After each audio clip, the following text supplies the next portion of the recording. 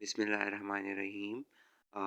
آج ہم پڑھیں گے تیسری جماعت کا سبق نمبر 3، دیانت داری۔ اس کے خاص اور اہم الفاظ جو ہیں وہ ہیں دیانت دار، جس کا مطلب ہے کہ اگر آپ کوئی چیز آپ کے پاس رہ جائے اور آپ اسے واپس کر دیں تو اسے دیانت دار کہا جاتا ہے۔ صادق کہتے ہیں سچے کو، امین کہتے ہیں امانت کی حفاظت کرنے والے کو، گھیر لینا کا مطلب ہے قبضہ کر لینا، یعنی قابو میں کر لینا۔ ہجرت کا مطلب ہوتا ہے ایک جگہ سے دوسری جگہ چلے جانا، یعنی اگر اسلامک پوائنٹ آف ویو سے دیکھا جائے تو حضور پاک صلی اللہ علیہ وآلہ وسلم نے مکہ سے مدینہ ہجرت کی، اور مسلمانوں کی جو پہلی ہجرت تھی وہ ایتھوپیا کی طرف تھی، یعنی حبشہ کی طرف تھی۔ پہلی جو انہوں نے مکہ سے ہجرت کی وہ ہجرت حبشہ تھی۔ پہلی ہجرت جو مسلمانوں نے کی وہ مکہ سے حبشہ کی طرف ہجرت کی۔ پھر ہے کمی پیشی۔ کمی کا مطلب ہوتا ہے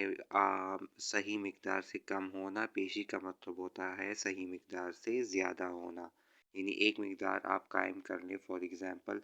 آپ 5 ملی لیٹر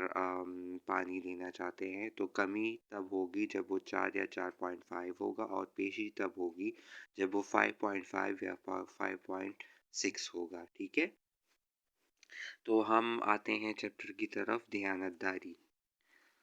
ایک اچھا مسلمان دیانت دار ہوتا ہے۔ دیانت داری کا مطلب یہ ہے کہ کسی بھی معاملے میں ایمانداری سے کام لینا، مثلاً کسی کی چیز بغیر پوچھے نہ لینا۔ کوئی شخص اپنی کوئی چیز یا رقم امانت کے طور پر رکھوائے تو اس سے پوچھے بغیر استعمال نہ کرنا، اور واپس مانگنے پر بغیر کسی کمی اور پیشی کے واپس کرنا۔ حضرت محمد رسول اللہ خاتم النبیین بچپن ہی سے سچ بولا کرتے تھے اور نہایت دیانت دار بھی تھے، اس لیے صادق یعنی سچے اور امین یعنی امانت دار کہلائے۔ حضرت محمد رسول اللہ خاتم النبیین صلی اللہ علیہ وآلہ وسلم کی امانت داری بہت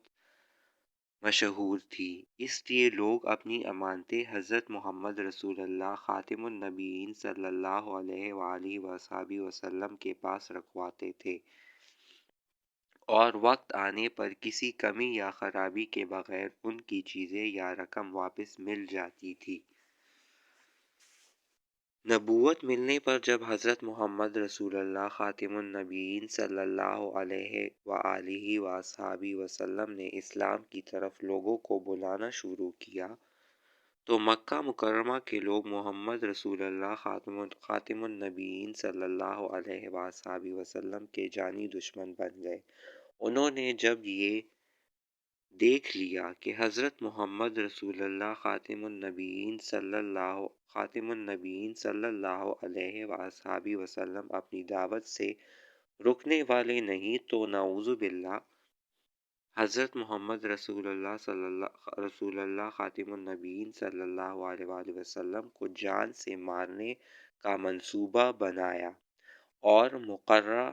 وقت پر حضرت محمد رسول اللہ خاتم النبیین صلی اللہ علیہ وآلہ وسلم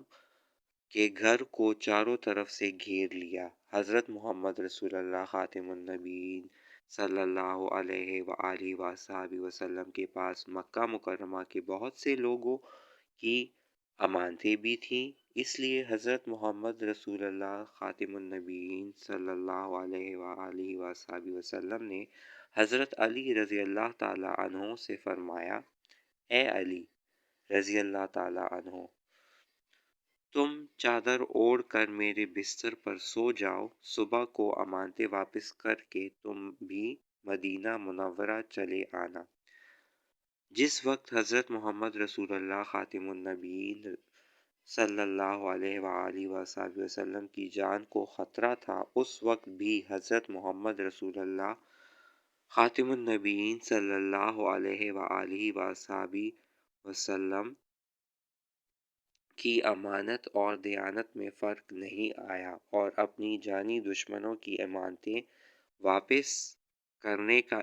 انتظام کر کے مکہ مکرمہ سے مدینہ منورہ کی طرف ہجرت کی۔ اللہ تعالیٰ کا دین بھی حضرت محمد رسول اللہ خاتم النبیین صلی اللہ علیہ وآلہ وسلم کے پاس اللہ تعالیٰ کی طرف سے امانت تھا، جو انہوں نے بغیر کسی کمی اور پیشی کے پورا انسانوں تک پہنچایا۔ یعنی آپ دیکھیے، اس سے ہمیں یہ سبق ملتا ہے کہ جس طرح ہمارے پیارے نبی حضرت محمد صلی اللہ علیہ وآلہ وسلم نے اپنی جان کی بھی پرواہ نہیں کی، اور یہاں تک کہ